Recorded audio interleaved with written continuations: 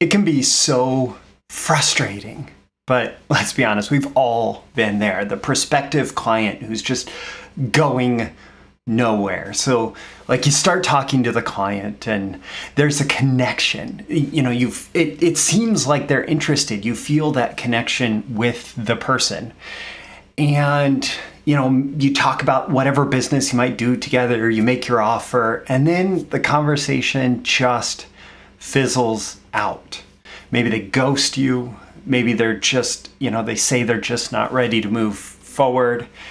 And you end up feeling confused and rejected. And man, I feel, we're going to talk about that in today's episode. These are the proven direct response marketing, copywriting, and entrepreneurship success strategies you can use today to write your own ticket and create the life you want.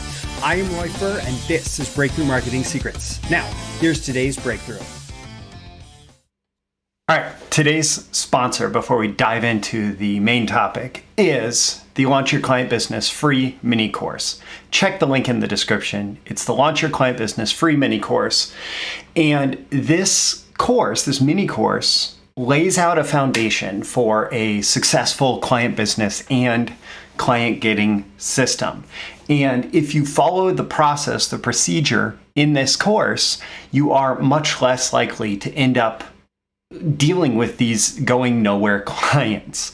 But I want to tell you more generally how to avoid these leads, these prospects that are going nowhere. And so we'll start with why. We'll start with why leads and prospects go nowhere. Now, there are a few reasons, but the main one we're going to focus on today is that what you are selling to them, what you're trying to sell to them, what you're trying to get them to buy, does not fit with their overall plans. And so this could be, it could be a consumer client, it could be a business client, it could be B2B sale, it could be B2C sale, whatever.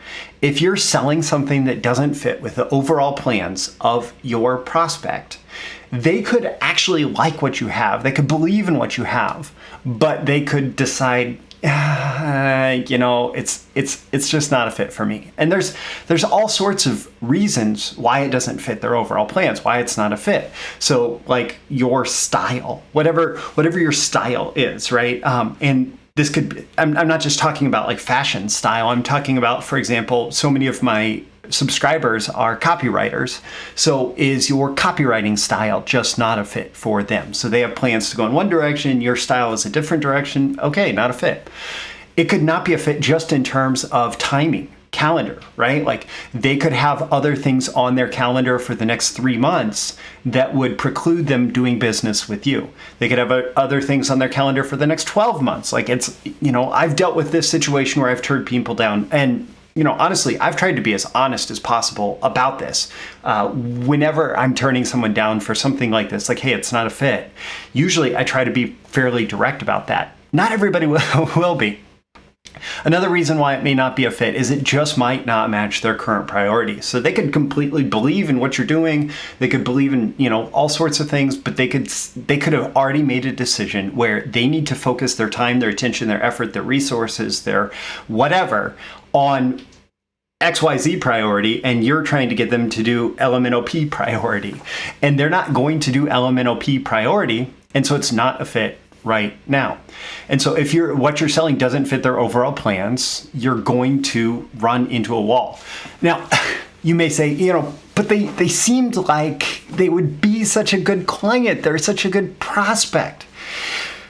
And yeah, this can be especially frustrating if they gave you every sign and signal that they were a good prospect, but they're then just ghosting you or not moving forward.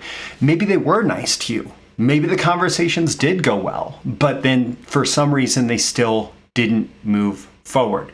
And a lot of times what's going on when this comes up is that they are a nice person. And Dr. Aziz Gazipura has a book called Not Nice that puts this in really good perspective.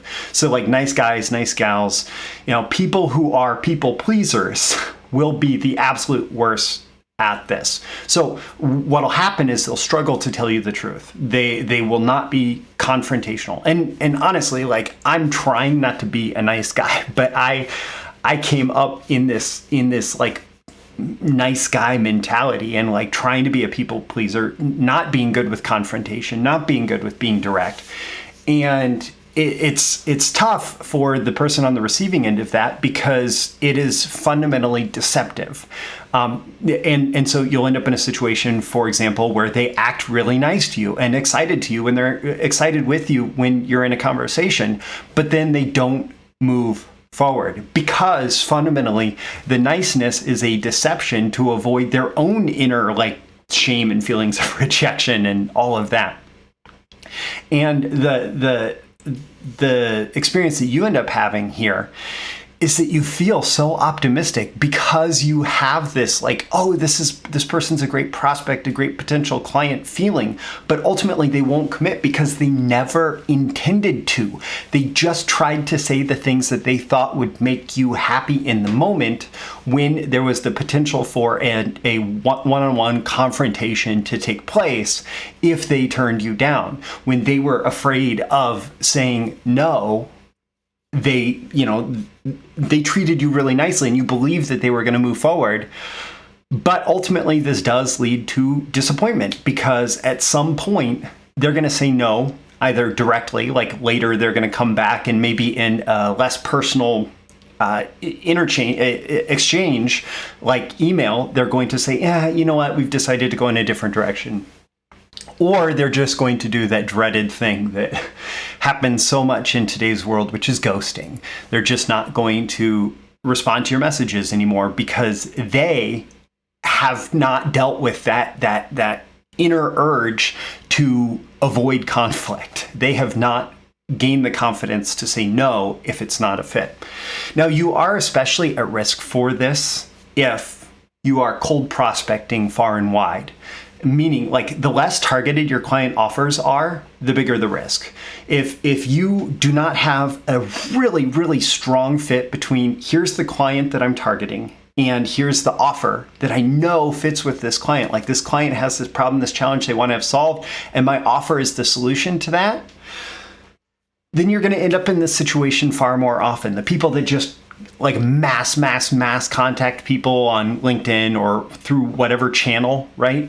Those people often will end up in this situation far more frequently than someone, for example, who gets super targeted about who the ideal client is and really focuses on this. And so, like, if you don't know you're a fit, you're more likely to struggle. And we contrast this to, for example, when I made a Dream 100 list of the financial publishing companies that I wanted to work with as a direct response copywriter, what I did is I came up with this list of non-Agora, and I'll talk about the non-Agora in a second, non-Agora financial publishers. And it was a pretty long list that I was able to come up with just by doing some research. And then I started following the marketing of all of these different companies and digging into the marketing of all these different companies and doing the research to figure out if they were currently running long form direct response copy, meaning, thousands of words of sales copy to make a single sale. And so I started scratching companies off that list when they were not running long form direct response copy. And again, this goes back to fitting within their current plans. If I knew that I wanted to write long sales letters to these companies or for these companies in this financial publishing space, and they were not already running long sales letters, I didn't want to be the one who convinced them to do otherwise. And so I was just looking for those where I could find any example of them using long form direct response copy. And then going back to the non-Agora thing, at the time that I was making that Dream 100 list, the Agora divisions would not hire me or other people in a similar situation to me for freelance opportunities. They wanted you to come work in-house in Baltimore or Florida. And I knew that I wasn't prepared. Like, I was in a situation where it would have been impossible in the context of my marriage and my family to move to Baltimore or Florida. And so what I was doing was I was identifying those clients who were the best fit and the most likely to have plans that were in alignment with the offer that I wanted to make. Compared to, for example, when I've tried to work with startups and they're not like direct response companies and I have to convince them to do direct response and it's like an uphill battle every single step of the way. And so it's all about that fit between what you're offering and their current plans. So if you want to stop getting ghosted by prospects, if you want to stop these like going nowhere prospects and leads, and instead focus on those prospects and leads that are most likely to turn into a client, you need to be highly targeted with your market. You know exactly who the market is that is the best fit for the service that you want to provide. The problem that you're able to solve. So it could be, generating direct sales. It could be generating leads. It could be whatever, right? Like, the problem that you're able to solve. You know the solution that is in alignment with what their current behavior shows. So for example, if a company didn't hire freelancers, my solution of being a freelance copywriter for them was not in alignment with their current plans. If a company did not use long-form direct response, my plan to write long-form direct response for them was not in alignment with their current plans, right? So it's market, problem, solution, and then prospect. And so by this time, you should narrow it down to you have that list of those ideal companies, those ideal clients. Or, they don't have to be companies. They could be consumers. You could know exactly who the people are who are going to benefit most. And my Launch Your Client Business Free mini course that's linked in the description does walk you through that in more detail. And then early on in the conversation, as these people are becoming leads and prospects, you do want to figure out how much your service overlaps with their plans. And so you're trying to figure out what their plans are. And if their plans are not in alignment with your service, with your offer, you don't want to try to move forward. You want to focus on disqualification as much as you focus on qualification, meaning you want to figure out who is not a good potential client. And it could be as simple, like they could have the money, they could believe in you, they could think you have a good offer, but if it's not in their plans to do the type of whatever you are offering in your service offering, then they are disqualified for now. And you might reach out again in the future. You might have a good follow-up system in place where you touch base in, 6 weeks or 2 months or 3 months or something, and you figure out, have plans changed? Are they considering making plans that are in alignment with what you're talking about, etc.? But you have to be willing and able to walk away, at least for now, if you want to be able to to work with the best clients. You have to be able to walk away from the ones who are not a fit. And by you doing it, you save yourself all that frustration and all that disappointment that comes with this. Now, one last bonus tip for copywriters specifically in the context of this lesson, and it's regarding royalties. I've definitely found this to be the case, that it is far easier to get royalties from clients where it's a part of their normal thing. Like if the clients are already doing royalty type arrangements with other copywriters, then it's way easier for you to get paid royalties because talking about it being part of their current plans, they have the systems in place. That's part of their plans. They have the processes and procedures in place. That's part of their plans. And so this whole idea of trying to get royalties from companies who've never paid it before, trust me, it can be difficult. It can be really difficult. Because if what you're selling, including your compensation structure, doesn't fit their overall plans, you'll struggle to get the deal that you want. Now, sometimes you can, admittedly, be a little creative, do some deal making, and come up with some other type of pay for performance arrangement or bonus. I talk about this in my copywriting royalties and pay for performance training. I'll include a link to that in the description as well. It's part of BTMS Insiders. But sometimes you can figure out alternative ways that are a closer fit for what they have the processes and procedures in place for, such as hitting a performance benchmark or something. But basically, every aspect of your offer and what you're asking them to do, the more it is in alignment with what they're currently doing, the easier it will be to get them to actually close, to actually become a client. So what do you think? Leave, like, comment, share, subscribe, do everything you can to engage with this episode so you get more content like this delivered to you. And so the magical algorithms of the internet will share this content with more people like you who will find it valuable. Check the links in the description to the Launch Your Client Business free mini course and the Copywriting Royalties and Pay for Performance training.